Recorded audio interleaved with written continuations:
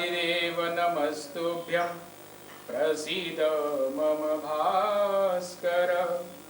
दिवाकर नमस्तुभ्यं प्रभाकर नमोस्तुते। मेरे प्यारे भारतवासियों, भगवत भक्त सज्जनों, अभी मैंने अनेक जगह पर यह देखा कि 5 जून के ग्रहण के विषय में कहा जा रहा है। हमारे यहाँ जितने भी उत्तर भारत में प्रचलित पंचांग हैं, ऋषिकेश पंचांग, काशी विश्वनाथ पंचांग, गणेश आपाजी, या जिन पंचांगों से भारतवर्ष के अंदर ज्योतिषीय गणना की जाती है, मुहूर्त देखा जाता है, इन किसी भी पंचांग में 5 जून का ग्रहण का कोई चर्चा नहीं है। इसका तात्पर्य है कि 5 जून में लगने वाला ग्रहण भारत में नहीं है और भारत के ऊपर इसका कोई प्रभाव नहीं है। यह बिल्कुल झूठी बात है, मिथ्या बात है, जो विभिन्न प्रकार की बातें कहकर भ्रामकता फैलाई जा रही है। ग्रहण 2 प्रकार के होते हैं। एक ग्रहण सूर्य ग्रहण और एक ग्रहण चंद्र ग्रहण होता है। सूर्य ग्रहण और चंद्र ग्रहण अभी आने वाले 21 जून को सूर्य ग्रहण लगेगा, जिसके ऊपर मैं आगे आपको अगले अपने संदेश में बताऊंगा। लेकिन आज का जो संदेश है कि केवल अपनी भ्रामक बातों को रखने के लिए कई लोगों का फोन आया सुबह से, महाराज जी ग्रहण लग रहा है क्या, मंदिर कितने बजे बंद करना है, पूजा कितने बजे बंद करना है, सूतक कब लग जाएगा। ऐसी कोई बातें नहीं है। इस प्रकार की बातें भ्रामक है। कई ऐसे वीडियो सामने आए जिसमें आया कि गर्भवतियों को सावधान रहने। गर्भवती स्त्रियों को तो सदैव सावधान रहना चाहिए।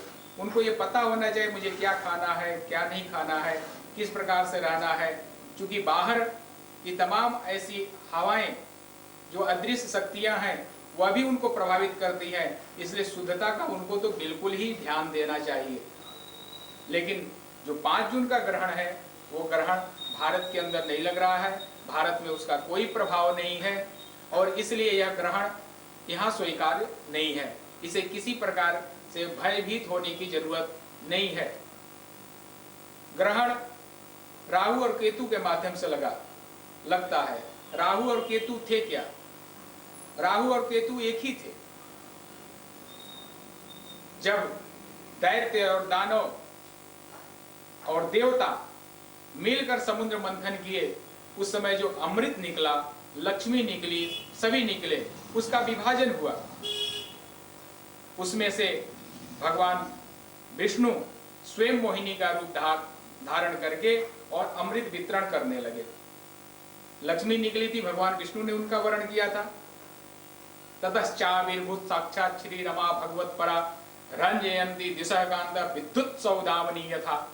ऐसी दिव्य, उसी तरह से दिव्य अमृत भी निकला और उस अमृत का वितरण भगवान मोहिनी का रूप धारण करके करने लगे थे। देवताओं को अमृत बांट रहे थे। असुरों में से एक असुर ने देखा राहु ने कि अरे लगता है अमृत हमें नहीं मिलेगा, तो चंद्रमा और सूर्य के बीच में घुसकर देवता का रूप बनाकर छल पूर्वक उसने अमृत पान कर लिया।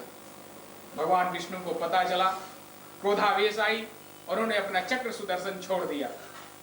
उसके मस्तक कट गए, लेकिन तब तक वो अमृत पान कर लिया था। तो नीचे का भाग था उसके पुराने नाम से राहु के नाम से जाना गया और ऊपर का भाग जो सर का भाग था वो ध्वजा जैसे चमकता, उसी तरह आकाश में स्थिर हुआ, इधर उधर भ्रमण कर रहा था, इसलिए उसका नाम केतु पड़ा। तो उसने चंद्रमा और सूर्य ने जो कि इनका भेद खोल दिया था, इनके छद्म और इनके कपटपूर्ण व्यवहार का उन्होंने उजागर कर दिया था, इसलिए इसने कहा कि मैं आपको नहीं छोड़ूंगा। एक ये धार्मिक मान्यता है। तो इसलिए चंद्रमा और सूर्य को राहु और केतु जो 2 भाग में हो गए थे वो इनको ग्रहण करते हैं। और जब वो ग्रसते हैं तो उस समय भारत के अंदर चंद्र ग्रहण में 9 घंटे पूर्व और सूर्य ग्रहण में 12 घंटे पूर्व सूतक लग जाता है जो वैष्णव जन, सभ्य जन, सुंदर जन इसका पालन करते हैं। सूतक का प्रभाव वृद्ध पर, बच्चों पर और रोगियों पर नहीं होता है, मतलब ये खा पी सकते हैं। और इस प्रकार से जब सूर्य ग्रहण और चंद्र ग्रहण में सूतक का और जब ग्रहण लगता है तो बहुत से लोग इसमें मंत्र सिद्ध करते हैं, जो मंत्र जापते हैं, जो भक्त होते हैं वो भगवान का नाम स्मरण करते हैं कि ये जो विपदा है, ये जो एक आई है, इसका क्या प्रभाव होगा, तो इससे समन हो और इसका कल्याणकारी स्वरूप प्रस्तुत हो, इसलिए वो भगवान का नाम का स्मरण करते हैं। प्रत्यक्ष देव मूर्तियों का अर्चन नहीं किया जाता, इसलिए मंदिर के पट को बंद कर दिया जाता है। इस प्रकार का उसका विधान है। लेकिन यह जो ग्रहण का चर्चा चल रही चारों तरफ, यह ग्रहण नहीं लग रहा, इसलिए किसी भी प्रकार के आप लोग भ्रम की स्थिति में नहीं रहें। जय जय श्री सीताराम।